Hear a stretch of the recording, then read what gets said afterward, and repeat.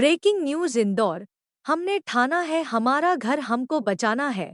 Collector का बेतुकी आदेश हमें ना मंजूर है, ना मंजूर होगा। हजारों की तादाद में भागीरथपुरा, जूनी इंदौर, मोती तपेला, कबूतर खाना, रिवर्स साइट, मच्छी बाजार, कान्हा नदी और सरस्वती नदी के किनारे के रहवासी राजवाड़े पर पहुंचकर मां अहिल्या प्रतिमा को ज्ञापन देकर कहा कि सरकार और प्रशासन को सबुद्धि दे। हम लोगों ने किसी भी मंत्री, विधायक, कलेक्टर को डोट ज्ञापन न देकर इंसाफ की देवी मां अहिल्या के चरणों में ज्ञापन दिया, जिसने इंसाफ के लिए खुद अपने बेटे को हाथी के पैरों के नीचे कुचने आदेश दिया था। हम गरीब और व्यापारियों को इन लोगों से कोई भी इंसाफ की उम्मीद नहीं है क्योंकि खुद ही नगर निगम, कलेक्टर, सरकार को खुद के गलत काम नजर नहीं आ रहे।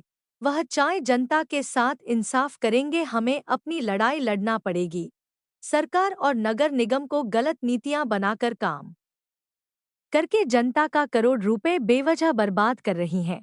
सरकार ने खुद हमें पट्टे देकर, मालकिना हक देकर मकान बनाने के लिए हमें बैंकों से कर्ज दिया है।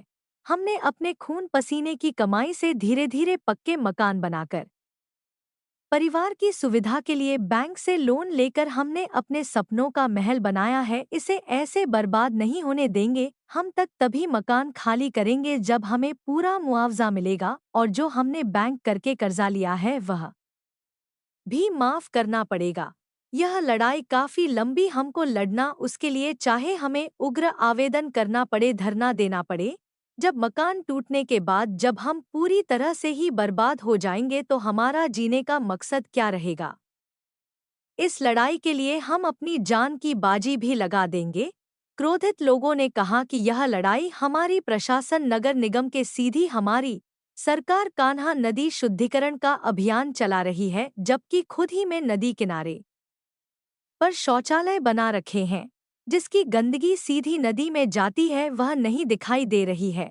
खुद नगर निगम नदी किनारे मार्केट, पार्किंग, दुकान बनाकर किराया वसूल रहा है। आज वह दुकान तोड़ने की बात कर रहा है। पूरा रानीपुरा नदी किनारे इंदौर का सबसे बड़ा व्यापारिक प्रतिष्ठान है। इंदौर का व्यापार के चौपट करेंगे। नदी किनारे बने हुए मंदिर और छतरी को तोड़ने हिम्मत कर पाएगा? इंदौर महानगर है, जो जनता अपने से आती है तो अच्छे से की बाट लगा देती है। कहीं घरों में 3 दिन से चूल्हे नहीं जले हैं। बताते हैं कि इस सदमे में 2 लोगों की मौत भी हो गई है। घर में खाना है लेकिन टेंशन के कारण कोई खा नहीं पा रहा है। आंखों में आंसू दबाकर ज्ञापन देने राजवाड़े पर परिवार और बच्चों के साथ आई महिला ने कहा, इस लड़ाई के लिए हमारी जान क्यों नहीं जाए, लेकिन हम आखिरी टाइम तक लड़ेंगे।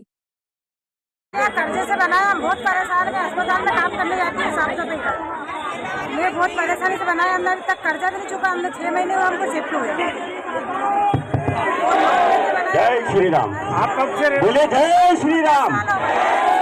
मैं तो बंदों से आग्रह करता हूँ कि अपने अपने 10 साल हो जाएंगे तो सबको सुविधा होगी। कितने मंजिल का? 2 मंजिल का। 2 मंजिल का। थोड़ा सा पीछे हटेंगे, माता बहने हैं अपनी, थोड़ा सा पीछे हटके बैठ जाइए। सब भरा उसका, उनका सब वो सब भरा हमने। आपने कितना कर्जा लिया था? कितना कर्जा? सब एक बार बोले जय श्री राम।